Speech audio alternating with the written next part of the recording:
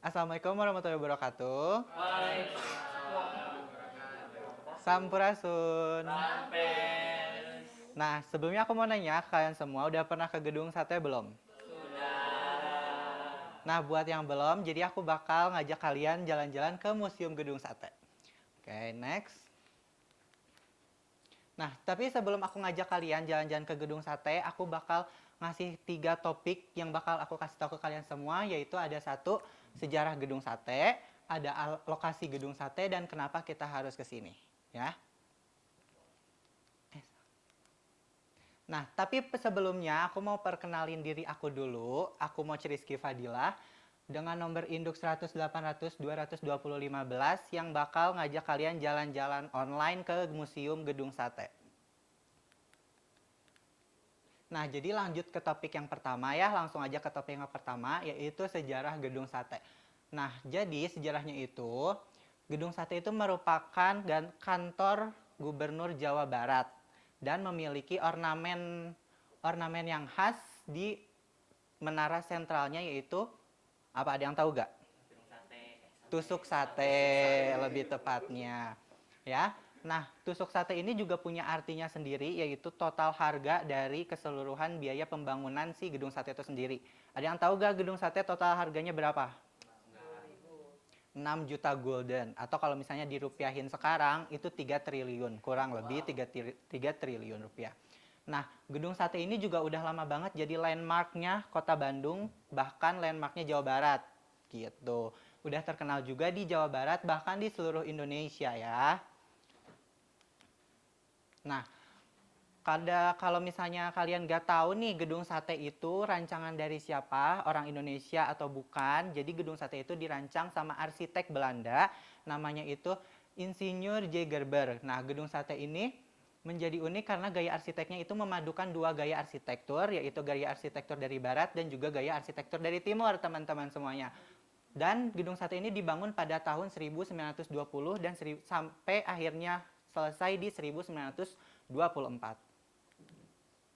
Nah, oke, lanjut ke topik nomor 2, lokasi museum. Nah, kalau misalnya kalian nggak tahu nih Museum Gedung Sate itu ada di mana, gitu. Nah, kalau misalnya kalian nggak tahu apakah kita masuk ke Gedung Sate itu lewat pintu utama Gedung Sate yang itu atau bukan, jadi ke Museum Gedung Sate itu kita bisa akses melalui jalan Diponegoro nomor 22, Citarum, Kecamatan Bandung Wetan, Kota Bandung, Jawa Barat. Jadi bukanlah dari si pintu masuk utamanya ya teman-teman ya, karena lebih dekat lewat akses jalan Diponegoro ini.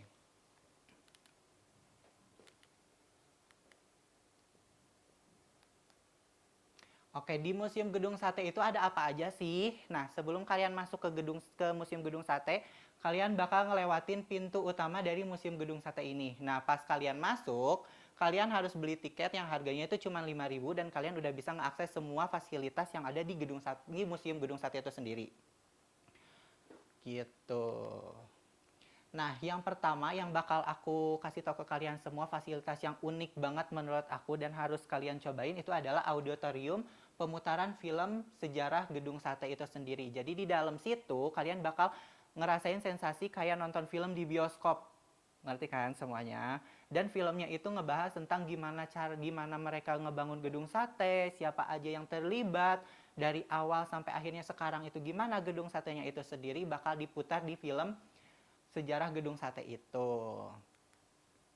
Nah, yang kedua ada interactive glass menampilkan informasi melalui grafis. Kalau misalnya tadi kita lewat film, nah sekarang kita bakal tahu gedung sate itu melalui letak secara grafisnya gitu. Dari kayak kalau misalnya dilihat dari timur, dari gedung ini tuh kelihatan dari gunung ini. Kalau misalnya dari sana kita bisa ngelihat gedung itu, atau misalnya kita lihat gunung itu gitu loh. Itu secara grafisnya.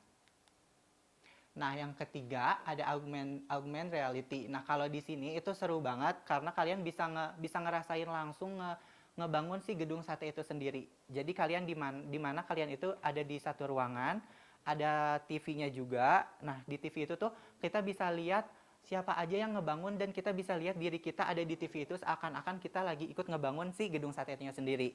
Gitu. Menarik gak? Menarik. Baik. Next ada interactive floor. Nah, di gedung sate ini sendiri tuh nggak cuman kita nggak cuman sejarahnya doang yang ditampilin, tapi ada hiburannya yaitu interactive floor. Dimana kalau misalnya kita jalan ke situ, lantainya bakal berubah-ubah gitu. Ada yang udah pernah belum ke wahana kayak gini sebelumnya?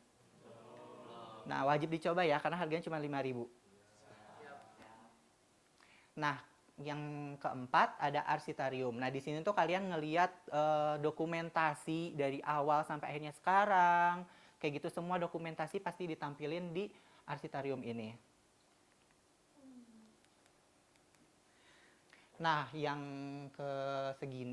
selanjutnya ada virtual reality 3D. Nah, kalau misalnya yang ini beda sama yang grafis tadi. Kalau misalnya yang grafis tadi kita bisa lihat letaknya secara grafis, tapi kalau misalnya si virtual reality ini kalian bisa ngelihat gedung sate melalui udara, seakan-akan kalian dibawa ke udara pakai balon udara yang ada di situ gitu.